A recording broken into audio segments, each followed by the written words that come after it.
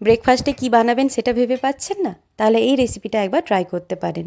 খুব সহজ একটি রেসিপি, আর খেতেও দারুণ হয়, হেলদি হয়, খুব সহজেই কিন্তু তৈরি হয়ে যায়।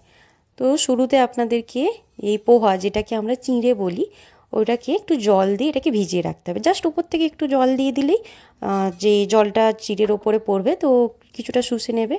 বেশি একদম জলে ভিজিয়ে রাখার দরকার নেই, জাস্ট উপর থেকে হালকা করে জল দিয়ে রেখে দিন। কিছুটা তেল গরম করে নিয়েছি আমি। তেলের মধ্যে দিলাম কালো সর্ষে দিলাম, আর চানা ডাল, যেটাকে আমরা ছোলার ডাল বলি, ছোলার ডাল, আর দিয়েছি বাদাম, দিয়ে কিছুক্ষণ ভাজলাম। আর দিয়েছি কারি পাতা, বেশ অনেকটা কারি পাতা দিলাম। আপনারা চাইলে হিং ইউজ করতে পারেন, এখানে আমি আজকে দিলাম না। তো কারি পাতা দিলাম, এরপরে দেব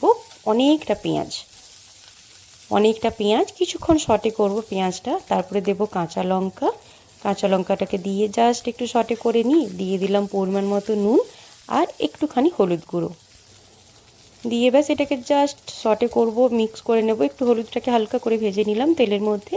এরপরে যে চিড়েটা সোক করে রেখেছিলাম সেটা দিয়ে দেব। তো দেওয়ার পরে একটু জাস্ট রান্না করে নিতে হবে, রান্না করে নিলেই এ একদম রেডি।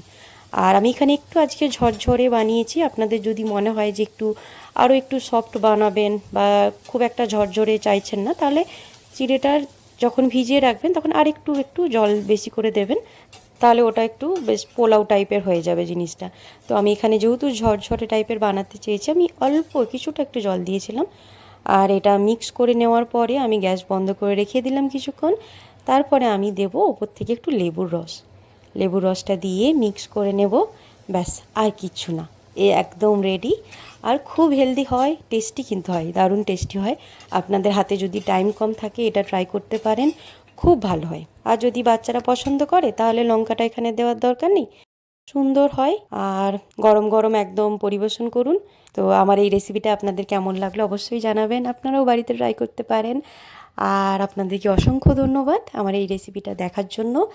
আবার দেখা হবে নতুন কোনো ভিডিওর সাথে, নতুন কোনো গল্প নিয়ে কিংবা নতুন কোনো রেসিপি নিয়ে। আজকের মতো আসি, সবাই খুব ভালো থাকবেন, সুস্থ থাকবেন, আনন্দে থাকবেন। Thank you so much, thank you.